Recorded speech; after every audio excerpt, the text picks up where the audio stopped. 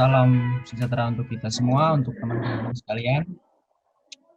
Pada kesempatan ini kami dari kelompok 6 akan membahas mengenai kerja kelompok kami, yaitu tentang fondasi. Pertama-tama saya akan memperkenalkan diri. Nama saya Stefanus Karitasonto, NB 14317000085, dan selanjutnya teman saya. Perkenalkan, nama saya Ardi Richard Malahina, NBI 143170048. Perkenalkan, nama saya Juliana Dini Akse, NBI 143170087. Baik, sekian perkenalan anggota kelompok kami. Selanjutnya saya akan memberikan kesempatan kepada teman saya Ardi untuk mengawali presentasi tentang fondasi. Jadi untuk saudara Ardi saya persilahkan. Baik, terima kasih untuk waktu dan kesempatannya. Saya akan memulai tanpa memperpanjang waktu. Yang pertama, 1.1 pengertian fondasi.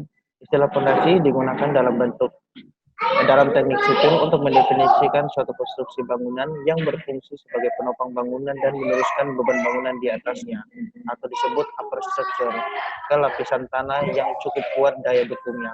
Ada beberapa pengertian tentang fondasi. Yang pertama, suatu konstruksi bangunan yang memiliki fungsi untuk memindahkan beban, bobot, atau gaya yang ditimbulkan oleh bangunan yang ada di atasnya ke dalam tanah.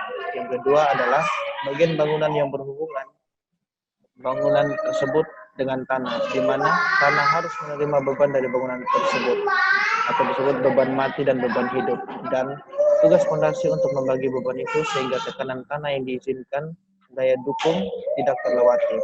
Yang ketiga, konstruksi yang diperhitungkan demikian rupa sehingga dapat menjamin kestabilan bangunan terhadap berat sendiri dan menghindari penurunan bangunan yang tidak merata.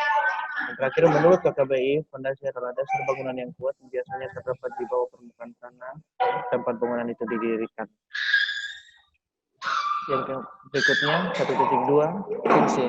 Berdasarkan struktur beton bertulang, fondasi berfungsi untuk, yang pertama, mendistribusikan dan memindahkan beban-beban yang bekerja pada struktur bangunan di atasnya ke lapisan tanah dasar yang mendukung struktur tersebut, mengatasi penurunan yang berlebihan dan penurunan tidak sama pada struktur. Dan yang ketiga, memberi kestabilan pada struktur dalam memikul beban horizontal akibat angin, gempa, dan lain-lain. 1.3, jenis-jenis fondasi. Fondasi adalah bagian bangunan yang menghubungkan bangunan dengan tanah. Fondasi berfungsi untuk meneruskan beban-beban dari semua unsur bangunan yang dipikulkan kepadanya ke tanah.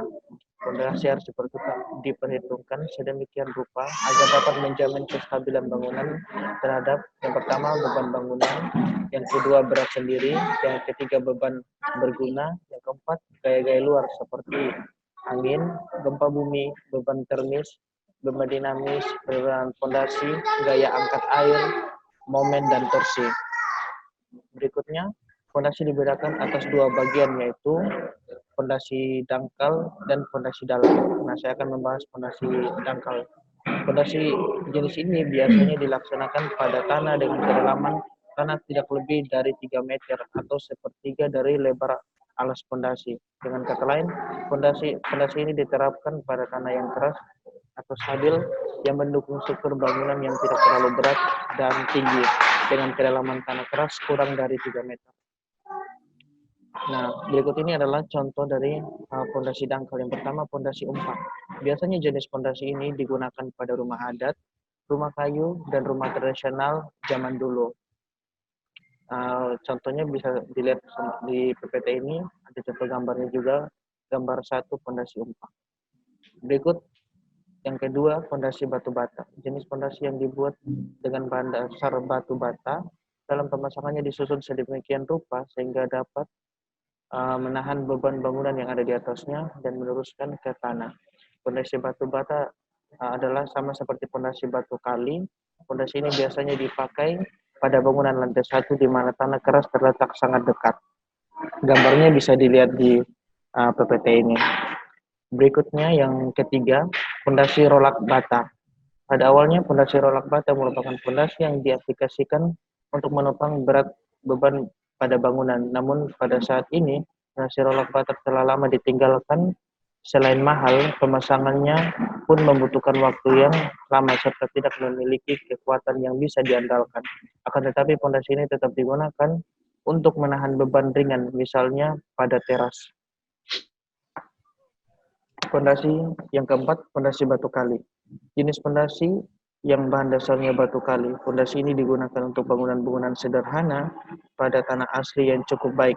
Biasanya kedalamannya antara 60 sampai 80 lebar tapak sama dengan tingginya. Kebutuhan bahan baku untuk fondasi ini adalah batu belah, batu kali atau batu gunung, pasir pasang, dan semen PC, semen abu-abu. Kekurangan fondasi ini jika kedudukan fondasi di atas tanah lunak yang berisiko pada retak yang mengakibatkan penurunan fondasi hingga dinding bangunan ikut retak. Contohnya sudah ada juga gambar 4 fondasi batu kali.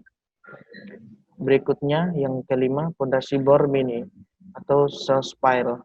Jenis fondasi yang paling sering digunakan untuk fondasi bangunan 2 lantai dan 3 lantai dalam 3 tahun terakhir karena fondasi ini bertumpu di tanah dalam sehingga dianggap mampu menahan beban bangunan yang terdiri di atas tanah lunak, serta dari segi pembuatannya yang bisa dibilang praktis dan efisien daripada fondasi dalam lainnya, yaitu fondasi bor pile dan tiang panjang, dan cocok untuk fondasi rumah 2 lantai atau 3 lantai di daerah, contohnya daerah Jakarta atau padat perumahan. Berikutnya yang keenam, fondasi telapak atau footplat. Pada fondasi tapak adalah fondasi yang terbuat dari beton bertulang yang dibentuk menyerupai papan dan atau telapak. Biasanya pemasangan fondasi tapak di kedalaman 50 cm hingga 2 meter dari permukaan tanah. Tapi jika lapisan tanah kerasnya terletak di kedalaman lebih dari 2 meter, baik itu dengan 2 meter baik batu dengan fondasi stospile. Yang ketujuh, fondasi plat beton lajur. Fondasi plat beton lajur atau jalur digunakan bila luas penampang yang menggunakan fondasi plat setempat terlalu besar. Karena itu, luas penampang tersebut dibagi dengan cara memanjangkan lajur agar tidak terlalu melebar. Sekian dari saya dan terima kasih. Oke, berikut saya akan jelaskan tentang fondasi dalam. Fondasi dalam adalah fondasi yang didirikan di dalam permukaan tanah dengan kedalaman tertentu di mana daya dukung dasar fondasi dipengaruhi oleh beban struktural dan kondisi permukaan tanah. Fondasi dalam biasanya dipasang pada kedalaman lebih dari 3 meter di bawah elevasi permukaan tanah. Fondasi dalam dapat dijumpai dalam bentuk fondasi tiang panjang, dinding panjang, dan caissons atau fondasi kompensasi. Berikut fondasi tiang panjang atau driven pile. Penggunaan fondasi tiang panjang sebagai fondasi bangunan apabila tanah yang berada di bawah dasar bangunan tidak mempunyai daya dukung yang cukup untuk memikul berat bangunan dan beban yang bekerja padanya, atau apabila tanah yang mempunyai daya dukung yang cukup untuk memikul berat bangunan dan seluruh beban yang bekerja berada pada lapisan yang sangat dalam dari permukaan tanah, kedalaman lebih dari 8 meter. Fondasi tiang panjang merupakan fondasi yang biasanya dipergunakan pada tanah-tanah lembek, tanah berawa dengan kondisi daya dukung tanah kecil.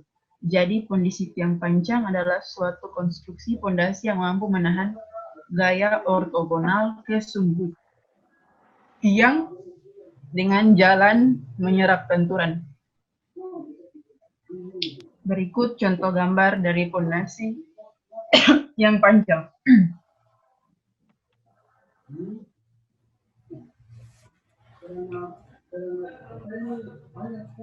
Fondasi tiang Franky atau Franky Piler. Tiang panjang Franky adalah salah satu jenis fondasi tiang panjang dari beton yang dicor di tempat pengerjaan dengan bagian ujung bawahnya yang diperbesar sehingga daya dukung tiang semakin besar. Berikut contoh gambar pondasi tiang Franky. Berikut pondasi tiang bor atau bor pile. Pondasi bor pile adalah bentuk pondasi dalam yang dibangun di dalam permukaan tanah dengan kedalaman tertentu. Berikut contoh gambar pondasi tiang injeksi. Selanjutnya, pondasi sumuran. Pondasi sumuran adalah suatu bentuk peralihan antara pondasi dangkal dan pondasi tiang. Pondasi sumuran sangat tepat digunakan pada tanah kurang baik, lapisan tanah kerasnya berada pada kedalaman lebih dari 3 meter. Ini contoh gambar pondasi sumuran. Berikut.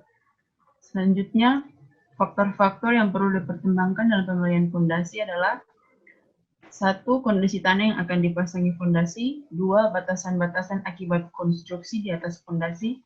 3. Faktor lingkungan. 4. Waktu pekerjaan fondasi. 5. Biaya pengerjaan fondasi. Dan 6. Ketersediaan material pembuatan fondasi di daerah tersebut. Kemudian selanjutnya bahan-bahan fondasi. 1. Semen. Semen merupakan bahan perekat yang mengikat agregat kasar dan halus dalam adu kencur yang dijadikan fondasi. Sifat semen ialah halus dan bisa mengeras jika dicampur dengan air. Material semen sendiri cukup kompleks, di antaranya terdiri dari kalsium oksida, tanah liat dengan silika oksida, gamping, aluminium oksida, gips, dan juga besi oksida. Campuran bahan-bahan ini membuat semen bisa mengeras layaknya batu jika sudah tercampur dengan air. Selanjutnya, kapur. Tidak kalah penting dengan semen, kapur merupakan salah satu bahan dalam konstruksi bangunan. Bahan yang satu ini sudah ada sejak zaman kuno. Kegunaannya ialah untuk memplester bangunan, pembuatan tembok, pilar, dan lain sebagainya. Fungsi utama dari kapur yaitu pengikat mortel, pengikat pada beton cor, bisa dicampur dengan semen Portland untuk hasil konstruksi lebih baik, dan yang terakhir sebagai bahan pemutih. 3. Pasir. Ukuran pasir standar yang baik digunakan dalam konstruksi ialah 0,0625 hingga 2 mm.